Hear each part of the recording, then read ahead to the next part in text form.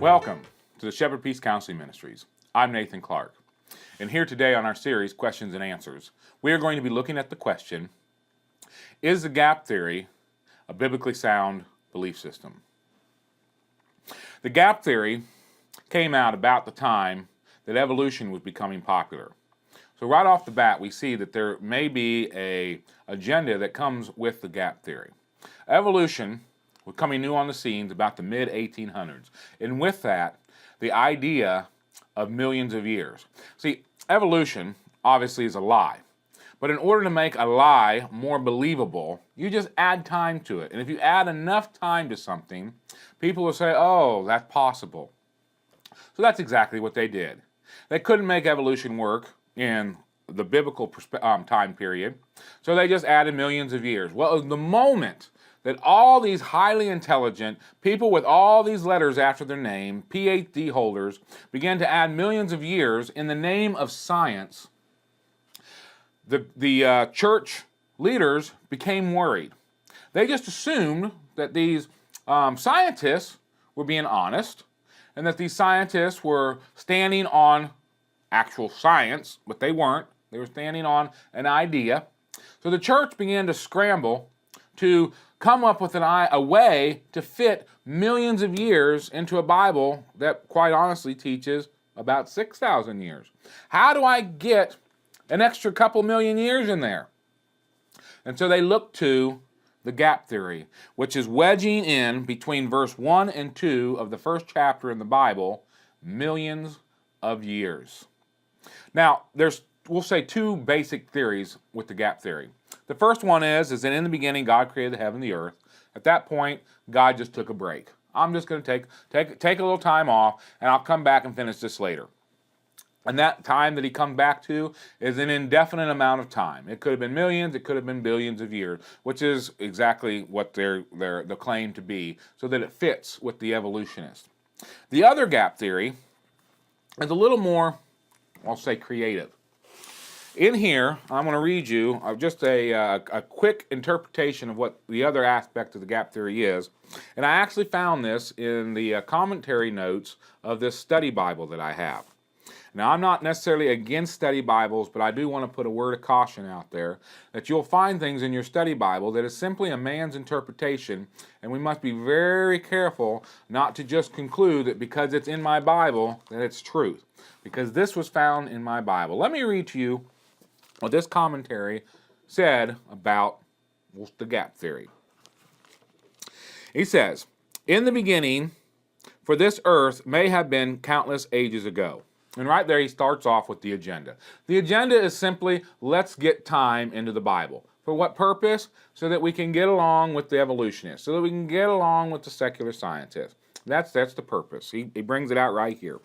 Now that we got, okay, so reading on, this is no way contradictory to the Bible. Now, I do not know this man's heart, and I'm going to make an assumption that his heart is in the right place. But I'm going to tell you right now, he is wrong, and he is wrong on so many levels. And here in just a moment, we're going to show how wrong he is, that the gap theory does, in fact, contradict the Bible. We know that when God first created the earth, it was perfect. It is thought that the angel Lucifer lived on earth for a time. Now, we got a little word in there we got to be careful of. The word thought. When we write the word thought into the right location, under the right circumstances, it's almost as if it's factual. But let's be honest. The word thought simply means it came to me. Just something out of the air occurred to me, and that's it. That is the only substance that we have in the word thought. It is thought. It just came to one's mind. All right, and so it is thought that the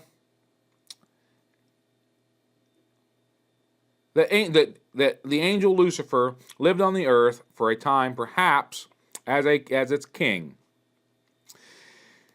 But Lucifer became the one whom we know as Satan, or the devil, for he became proud and wanted to be as great as God.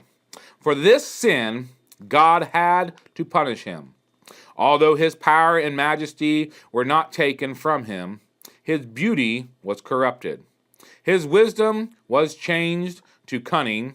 His intimate relationship with God was over, and this earth was destroyed.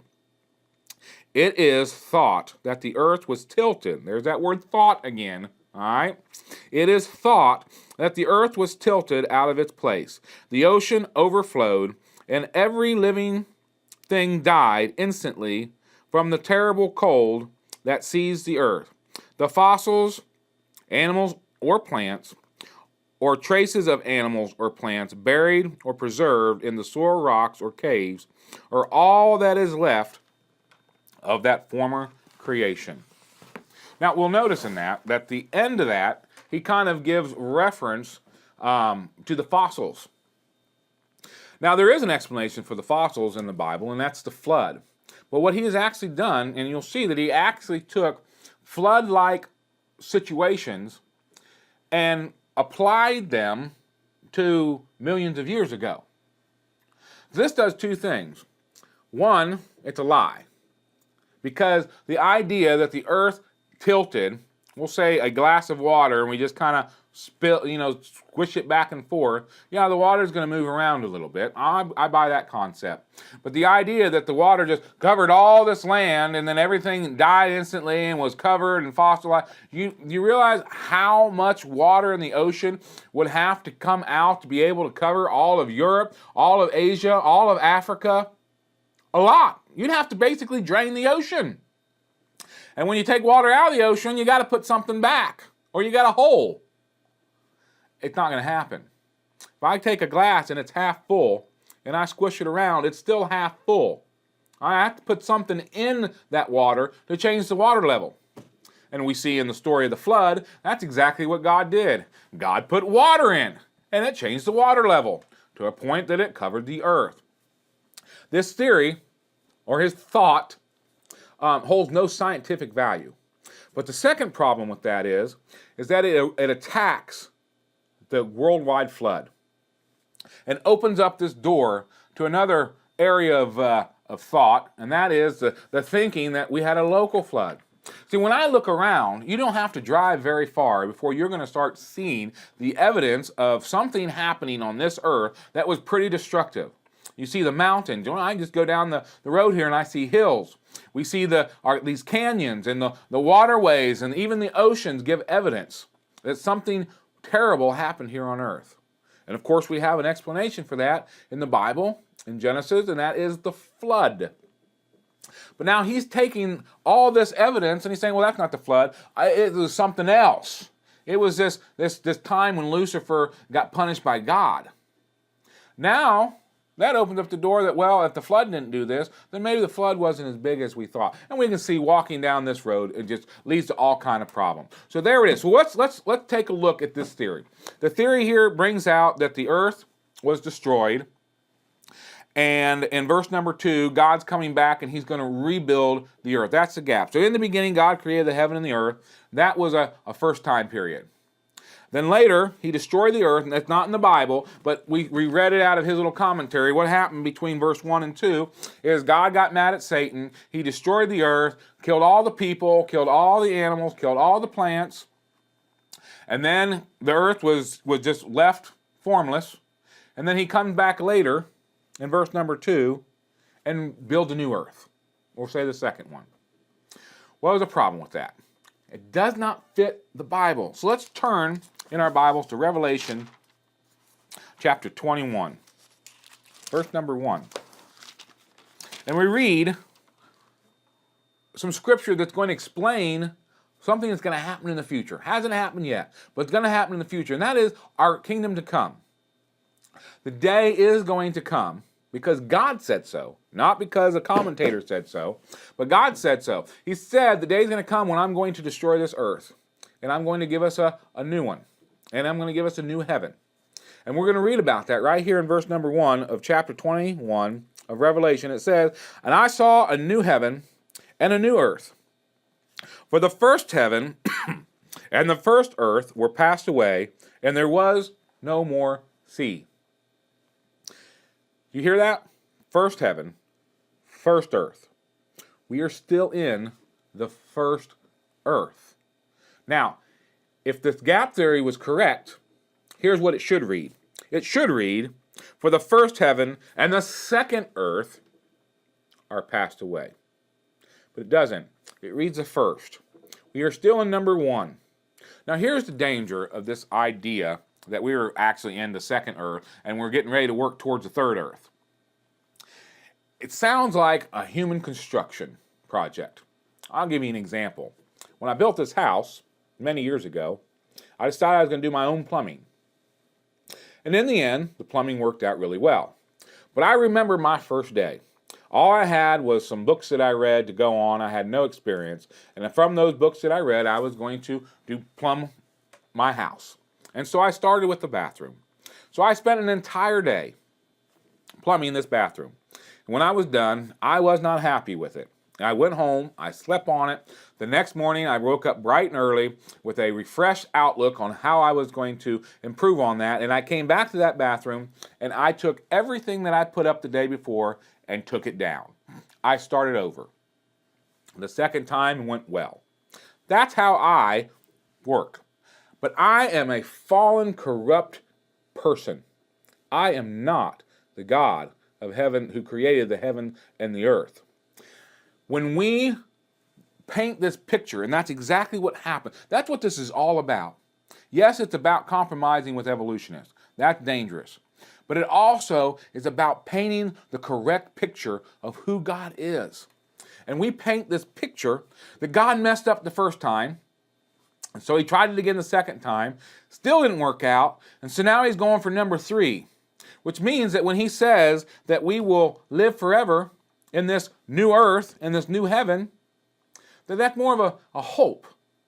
He's like, I'm not sure I can pull that off, but I'm hoping that I'm going to get it right the third time. Third time's a charm, right? I'm thinking I'm going to get it right this time. I learned from my first try and my second. God doesn't try. God does. God is perfect. When he created earth, when he created heaven, he didn't do it out of a random hope that this was going to be okay. He knew from the beginning that it was going to be right, and he knew from the beginning that there was going to be a fall. The problem that we are living in today is not God's creation. The world is not out of control, not from God's perspective, maybe out of control from our perspective, but God's not up in heaven going, oh my goodness, everything is just going crazy. What am I going to do? No, we are not living in a world out of control. We are living in a world under judgment. That is a totally different thing. God gave us free will. He gave us the opportunity to do things right. We did things wrong. So here's how it works. God says that you do this over here right, and you will get this. If you do it wrong, then you're going to get that. We did it wrong. We messed up. And now this is what we have. But this is not God out of control. This is the consequences for not keeping God's law. He says, do not do this or it's sin, and Adam did it. And then here we are. So we don't want to paint this picture that God is like us. We don't want to reduce the Creator to the creation. We want to maintain that God is perfect, and this is not a mistake. This creation is not a mistake. It is not a learning experience for God, but it is what it is. It's because God is just, and his judgment is being fulfilled. So there's that first thing. But here's the thing. Unfortunately, there's a lot of Christians out there that like the idea that God's kind of on a road of a learning experience. So God's kind of like us. He's just kind of stumbling through this whole creation thing, and eventually he'll get some experience, and he'll be able to put together a perfect world someday. They like that because if we believe in a God that is constantly learning and doesn't already possess ultimate knowledge, ultimate truth, then that means that God's kind of changing his mind. Well, I created this earth the first time. It didn't work out. So I went ahead and I went with a different model this time. Well, that's the same with everything. If we believe that about God, then God's going to be that way with everything. Well, I've tried this system. Well, that didn't work. Well, let's an example of the law. Well, I tried the law system. That didn't work. So then I shifted gears, and now I'm trying something new. No, that's dangerous, because what they're claiming to be something new is Jesus. Well, I tried the law, that didn't work, so now we'll try Jesus, see if that works. Well, what if that doesn't work? Then what's next? You see how we can get down that slippery slope? No. The Bible is consistent from verse 1 to the end of the Bible. There was no change. Jesus is the same yesterday, today, and forever. God is unchanging. We must land on that basic biblical truth. God does not change. God is not looking for a new model of earth that's going to be better than the first model. The first one was perfect. It was perfect. We messed it up. We are living in the judgment of our mistakes, not in the imperfection of his creation. Jesus was in the beginning. He's not a new idea. Jesus was there from the beginning. If we turn in our Bibles to Genesis chapter 1, where we started, in verse number 1, we read, "In the beginning." We go to John chapter 1, we read, "In the beginning." In the beginning was what? In the beginning was the Word. And the Word was with God. And the Word was God. Who is the Word? John 1:14 tells us who the Word is. And it says, "The Word became flesh and dwelt among us." The Word is Christ. Jesus was right there in the first verse of the Bible. But Jesus was in there a much more literal, more physical reference to Jesus. In chapter number 2, in verse number 9, we learn about two special trees that were found in the midst of the garden. In the middle of the Garden of Eden, two trees. And we know them well. Called the tree of life and the tree of knowledge of good and evil. The tree of life is Jesus Christ himself. And the tree of knowledge of good and evil is the presence of Satan here on earth. So if we turn into our Bibles to Revelation chapter 2, we will see as Jesus is addressing the 7 churches there in Macedonia. He's addressing these churches to the lost sheep of the house of Israel. And to each church, at the end of each address, he gives a description of who he is. So to the church of Laodicea, he gives a description that he is our king. To the church of Philadelphia, he gives a description that he is our priest. To the church of Sardis, he says that he is our mediator. And then to the church of Thyatira, he says that he is the morning star, he that is above all others. And then, of course, to the church of to Pergamos, he is the bread of life. And to the church of Smyrna, he is our Savior. And then to the church of Ephesus, he says that he is the tree of life. Jesus is the tree of life. He will be our tree of life now. He is the tree of life in the kingdom to come. And Jesus was the tree of life found in Genesis chapter 2. Jesus has been in the Old Testament. Jesus is not a new idea. Jesus is not a New Testament revelation. Jesus is from the beginning to the end. He's been throughout the whole Old Testament. Jesus was there in that fiery furnace when Shadrach, Meshach, and Abednego were supposedly to be consumed. But when Nebuchadnezzar looked in, he says, "I see a fourth person, and it's like the Son of God." Jesus was there. When Abraham stood over Isaac on that mountain, in that altar, Jesus calls out to him and says, "Stop, do not kill your son Isaac." Jesus was there. Abraham paid his tithe to the king of Salem, Melchizedek, who is Jesus. Jesus wasn't just in the prophets. Of course he was there. But he was also in the whole rest of the Bible. Jesus was from the beginning to the end. There is no inconsistency. There is no breaks in the Bible. There is no changing of direction. It is one constant pattern. And that is once that we fell, the consequence was placed upon us, and then there needed to be someone who would pay that price for us, and only that perfect sacrifice would work. And ultimately, that ended up being God himself. It wasn't a new idea. This wasn't some contemporary idea. How are we going to get salvation? Well, I messed up twice on the earth, so now I'm better bring Jesus in. I better bring my son in and see if he can't fix it this time. No, Jesus was from the beginning. Not a new idea. He's an old idea. He is the original idea. All right, so we see that this couldn't be the second earth because God says we're still working in the first one. And he says that in prophecy. He's talking about something that hasn't happened yet. We're still in number one. There's another problem, and that is, if we read in Genesis chapter 1, we see that that verse number 5, that the light, God said, let there be light, and there was light. Which means, and we don't see the creation of the sun, moon, and stars until verse 14, 15, and 16. So the recreation of those. What happened to that light? Why did God have to say, let there be light? Shouldn't there already be light existing if the earth was created and it was perfect? Or are we saying that in his anger that he destroyed all of creation? Well, that could be an option, right? Well, the problem with that is Satan's still around. And Satan was part of that original creation. Satan is a created being. So God destroyed all of his creation. Well, Satan should have gone with it. So obviously Satan didn't, obviously all of his creation wasn't destroyed, just the earth was destroyed. And if the earth was destroyed, then the sun, moon, and stars should still be in place.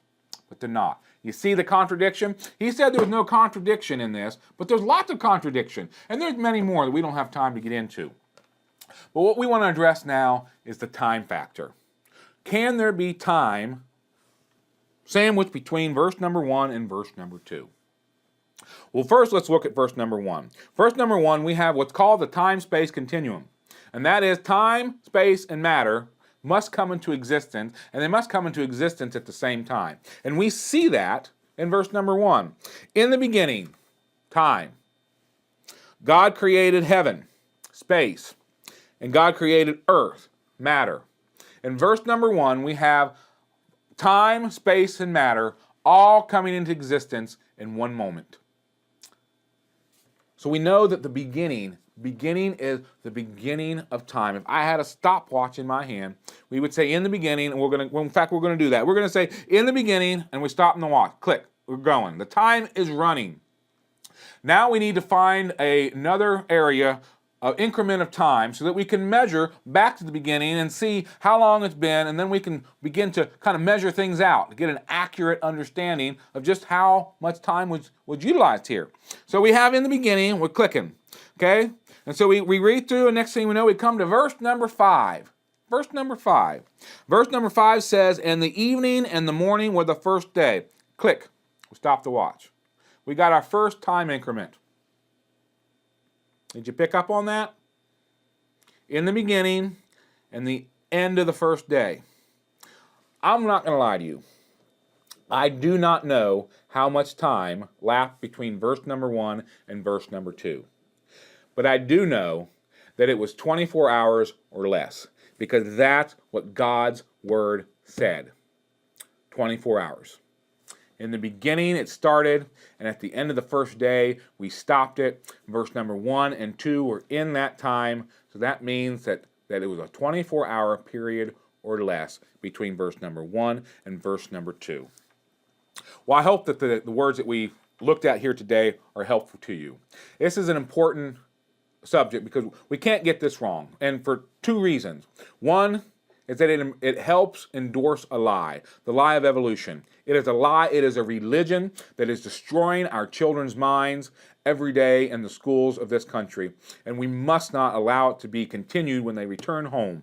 And that lie is not found in the Bible. So, of course, first off, the most important thing of getting this gap theory is to understand that we are living in a young earth, and that this earth is not millions and billions of years old, and there is zero biblical evidence to support that. But the second one is our view of God. What does the gap theory do to our view of God? Well, it makes God look imperfect. It makes God look like he's a lot like us. And we do not want to reduce the Creator to the creation. Well, may God bless you, and I encourage you to keep sending your questions. And if you have questions on this, I encourage you to send them, because this is a very large subject. It is. I don't have time to address the whole thing. But if you have even more questions about the gap theory, send them in and we will address them. May God bless you.